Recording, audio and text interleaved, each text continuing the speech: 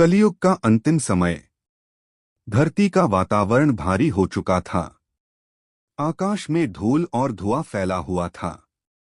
नदियां सूख चुकी थीं, खेत बंजर पड़े थे और लोगों के हृदय से दया, प्रेम और सत्य लगभग समाप्त हो चुका था। हर जगह युद्ध, हिंसा और लालच का अंधकार छाया था। मनुष्य केवल अपने स्वार्थ के लिए जी रहा था। भाई भाई का शत्रु बन चुका था, बेटा पिता का विरोधी हो चुका था। धर्म की बातें लोगों को उपहास लगती थीं। प्रकृति का प्रकोप। चारों दिशाओं से आपदाएं आने लगीं, भूकंप से धरती हिलने लगी, समुद्र की लहरें नगर को निगल रही थीं, आकाश से बिजली गरज रही थी। लोग भयभीत होकर इधर-उधर भाग रहे थे।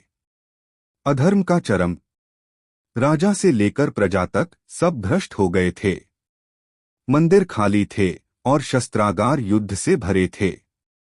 लोगों को धर्म और सत्य का कोई मूल्य नहीं रह गया था। कल की अवतार का प्रकट होना। तभी आकाश से एक दिव्य प्रकाश प्रकट हुआ।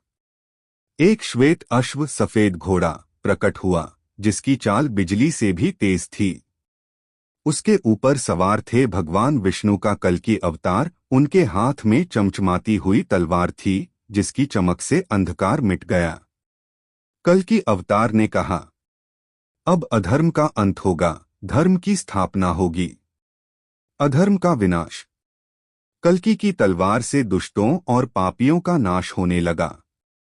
जो लोग अन्याय और पाप में डूबे थे, वे एक एक कर गिरने लगे। धरती पर से अधर्म का बोझ हटने लगा।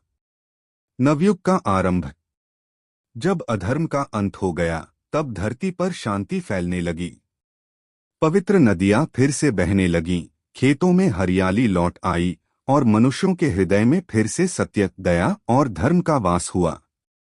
कलयुग समाप्त हुआ और सत्ययुग का शुभारंभ हुआ।